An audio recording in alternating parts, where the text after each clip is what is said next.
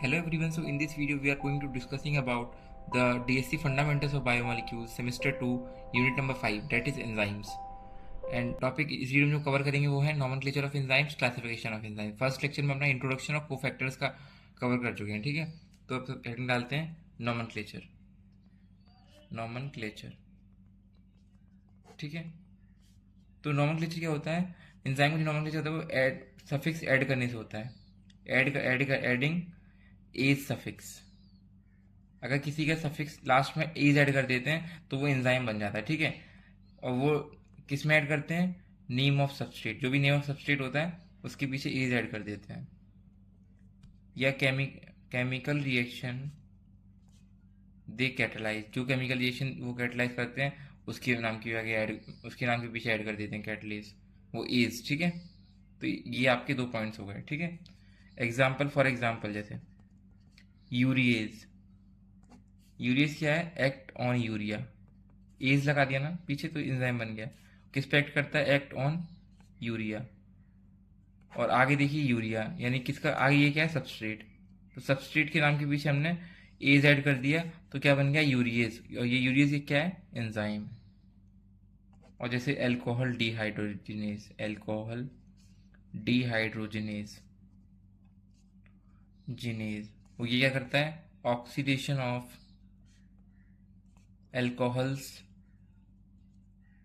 To aldehydes. Aldehydes, ये alcohols को aldehydes में कन्वर्ट करता है, ठीक है। ये सब जानते होंगे, ओ एच ग्रुप होता है, ये सी एच ओ ग्रुप होता है, ये तो कोई बताने की बात नहीं, ये तो 12th स्टैंडर्ड में पढ़ चुके हैं, 11th स्टैंडर्ड, ठीक है। For example lysozyme. लाइजोजाइम, ये enzyme, do you have any idea about this enzyme? ये एंजाइम होता है हमारे टीयर्स में, आंसुओं में होता है, हमारे सलाइवा में होता है एंजाइम। और यही एंजाइम की बैक्टीरिया की सेल वॉल को डिग्रेडेशन में हेल्प करता है। Lysis of bacterial cell wall, bacterial cell wall degradation में यही एंजाइम हेल्प करता है बैक्टीरियल सेल वॉल में, ठीक है। चलो हम शुरू करते हैं क्लासिफिकेशन। तो क्लासिफिकेशन किसने दिया था? ये IUPMB, एक ऑर्गेनाइजेशन ये है, international union of biochemistry, biochemistry and molecular biology, and molecular biology. तो ये अथॉरिटी या फिर ये ऑर्गेनाइजेशन ने हमारा जो नॉमेनक्लेचर था उसके रूल्स दिए थे, ठीक है। तो सबसे पहला क्या था? क्लासिफाइड, जो एंजाइम क्लासिफिकेशन हुआ था वो किसके बेस पर? According to chemical reaction they catalyse, जो केमिकल रिएक्शन वो कर रहे हैं उसके बेस पर वो क्लासीफाई किया गया था, दे कैटलाइज। दूसरा क्या है? एवरी एंजाइम, हर एंजाइम के पास इज गिवन 2 नेम्स, हर एंजाइम में 2 नेम्स दिए गए।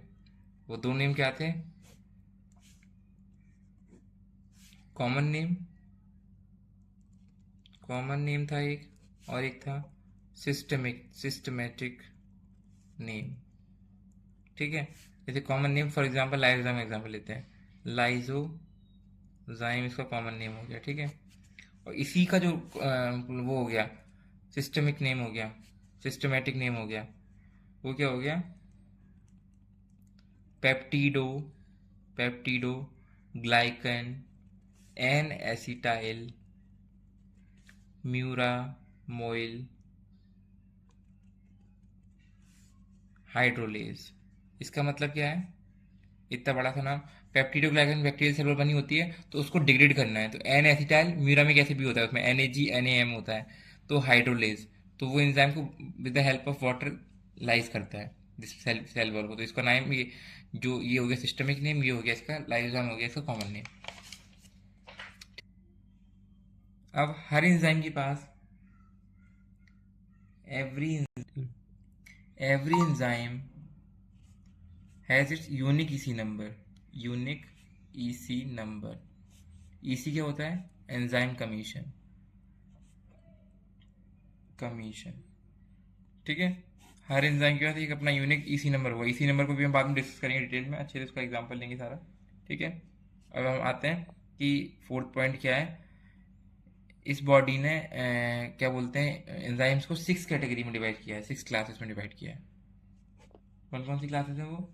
सबसे पहली ऑक्सीडो रिडक्टेज, दूसरी है आपकी ट्रांसफरेज फरेज, तीसरी है आपकी हाइड्रोलेसिस लेसिस, ठीक है, फिर आपकी लाइजेस, फिर आपकी आइसोमरेजिस, ठीक है, फिर आपकी लाइगेजेस, ठीक है। तो ये ऑक्सीडोरेक्टिव समझ में आ रहा है नाम को, ऑक्सीडेशन एंड रिडक्शन करवाएंगे, ठीक है। ट्रांसफरेज कोई ग्रुप को ट्रांसफर करेंगे, कैटालाइज ग्रुप ट्रांसफर रिएक्शन, ठीक है।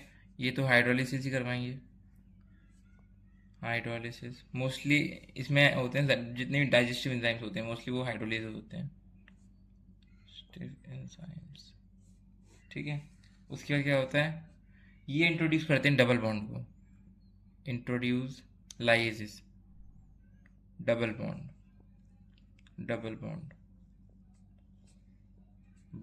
ठीक है। ये क्या करते हैं, आइसोमराइजेशन रिएक्शन करवाते हैं, आइसोमराइजेशन रिएक्शन में इन्वॉल्व होते हैं। लाइगेज क्या करवाते हैं, जैसे डीएनए लाइगेज होता है तो वो क्या करता है, दो स्ट्रैंड वो जोड़ता है तो बॉन्ड फॉर्मेशन करवाते हैं basically, bond formation coupled with ATP hydrolysis,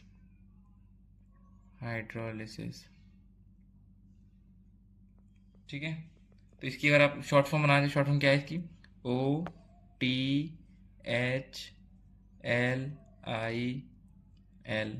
ओथलिल, OTHLIL, इस तरह से आप इसकी क्लास को याद रख सकते हैं। अब हम थोड़ा सा डिस्कस करते हैं ईसी नंबर के बारे में, ठीक है। तो ईसी नंबर क्या होता है, ईसी तो मैं आपको बता दिया है, जैसे कि एंजाइम कमीशन होता है, कमीशन इसकी फुल फॉर्म है, ठीक है। तो इसमें क्या होता है, जैसे इसमें एक नंबर होता है पर्टिकुलर, जैसे फॉर एग्जाम्पल मैं एक एग्जांपल ले रहा हूँ, जैसे ये है 3:2:1:17, ऐसा नहीं होता, रेशियो नहीं होता। जैसे यहाँ हमने एग्जांपल लिया है लाइजोजाइम का, हमने यहाँ ईसी नंबर लिया है, तो ये रेशियो नहीं होता, यहाँ ऐसे होता है 3.2.1.17। तो यहाँ पे ये डेजिग्नेट क्या करता है, जैसे जो पहला जो वर्ड होता है वो क्या डिस्कस, क्लास, दूसरा सब क्लास, तीसरा सब क्लास, ठीक है।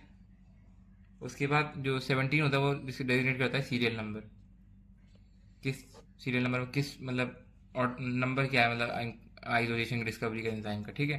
तो सब क्लास क्या है इसकी, लाइसोजाइम की सब क्लास क्या है, हाइड्रोलेज में आता है ये, क्लास हाइड्रोलेज, इसकी सब क्लास इसकी क्या है, ग्लाइकोसाइलेज,